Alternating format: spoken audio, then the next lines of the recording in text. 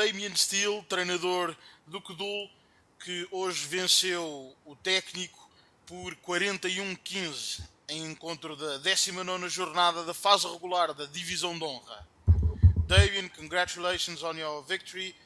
Can you tell us how the match went?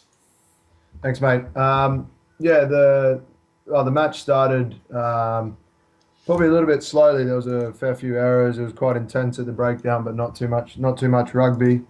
And then we had the wind and probably didn't use it that well, but they went to half time at 10-7 up. I obviously wasn't that happy about that, but we'd played some decent rugby, but credit to them, they dominated our set piece. We were pretty charitable with our ball and gave them a lot of ball.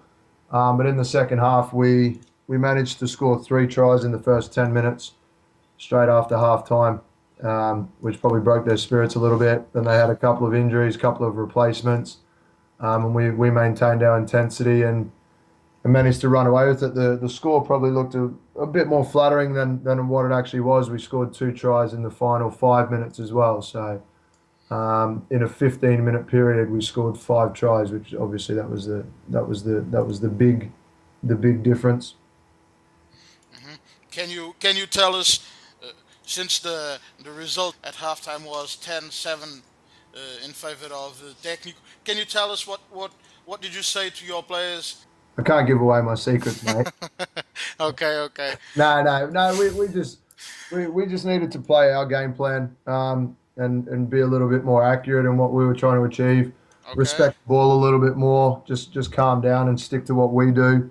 We were into the win in the second half, and we have a decent set of backs. So them kicking to us probably played into our favour a little bit, gave us a bit of open space.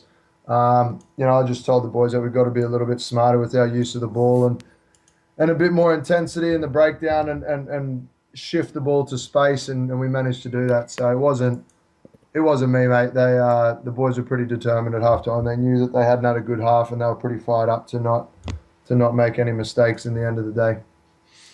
One final question: if you win next game, you can overtake Técnico or Direito if they lose.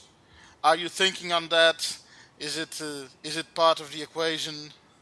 When the game was finished, did you? Well, naturally, not. I didn't think about it, but naturally, the supporters and a few other people made us aware of that very, very quickly, and even some Técnico people. But we can't really get too far ahead of ourselves. That's where it's a cliche, but we really can't think beyond next weekend. And in my mind, we need to prepare really well for Cascais. Hopefully be accurate against them. And then in my mind, we need to prepare to play Cascais twice.